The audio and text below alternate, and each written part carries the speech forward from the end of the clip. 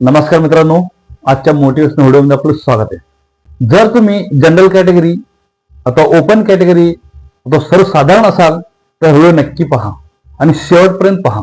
जे पक्ष सध्या केंद्र सत्तेवरती आहे त्या पक्षावरती हे जे जनरल कॅटेगरीचे लोक आहेत, अतूट प्रेम अथवा भयंकर त्यांच्यावरती विश्वास होता, अथवा त्यांना भरपूर मदत केले आणि त्या पक्षासाठी भयंकर बलिदान पण दिलेले आहे, भरपूर त्याग पण केलेले आहे आणि त्यांच्यासाठी एक अति महत्वाची लॉलीपॉप त्या सरकारने दिला होता, पण अजून त्यांनी तो एक्झिक्यूट केलेला नाही। जनरल कॅटेगरी लोकांचा एक विश्वास होता, बीजेपी गव्हर्नमेंट आलं तर यूसीसी आणणार।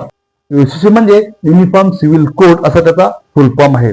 तर युनिफॉर्म सिव्हिल कोड म्हणजे काय, तर सर्व धर्म समभाव, सगळ्यांना समान नागरी कायदा, जिथे कुठं भेदभावच नाही, कुणाला कुणासोबत भेदभाव होणार नाही असं माहोल क्रिएट करण्याचा त्यांचा एक भ्रम होता। असं माहोल क्रिएट होईल असा जनरल कॅटेगरी लोकांचा विश्वास होता।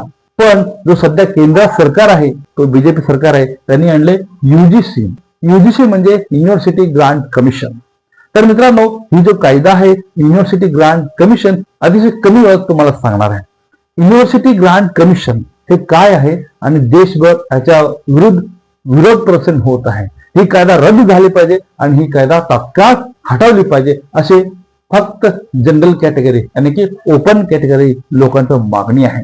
तर तो कायदा काय आहे त्यामधलं फक्त 3 पॉइंट मी तुम्हाला सांगणार आहे जे अति महत्वाचे आहेत। तो सगळ्यात पहिली कायदा आहे, जे जातीभेद करतात ते जातीभेद होईल, ते फक्त आणि फक्त जनरल कॅटेगरी लोकांमुळेच जातीभेद होईल असं त्या कायद्यामध्ये नमूद केलेलं आहे। म्हणजे जे एससी एसटी ओबीसी जे आपले बांधव आहेत त्यांच्यावरती हे जीसी यानी की जनरल कॅटेगरीचे लोक जातीभेद करतील आणि भेदभाव करतील असं ऑलरेडी डिफाईन केलेलं आहे की फक्त जातीभेद ह्यांनीच करणार। त्या कायद्यामध्ये सगळ्यात पहिला पॉइंट हे आहे। आणि दुसरा पॉइंट आहे equity committee compulsion excludes mention of general category.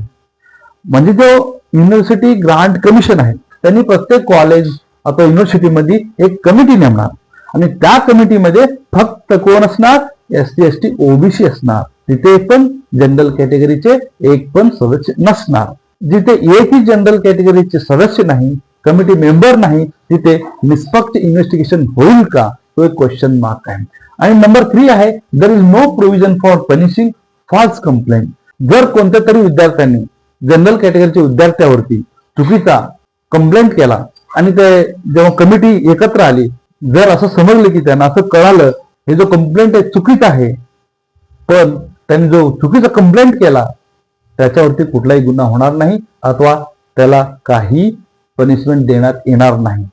आणि तो कमिटीचा जो कालावधी आहे, जो त्याला प्रूफ चुकीचा आहे एवढं प्रूफ करेपर्यंत जो वेळ जाणार आहे, जो मानसिक तणाव होणार आहे आणि त्यामध्ये पैसा पण जाणार आहे, तर हे सगळं झेलावं लागणार आहे जनरल कॅटेगरीच्या लोकांना।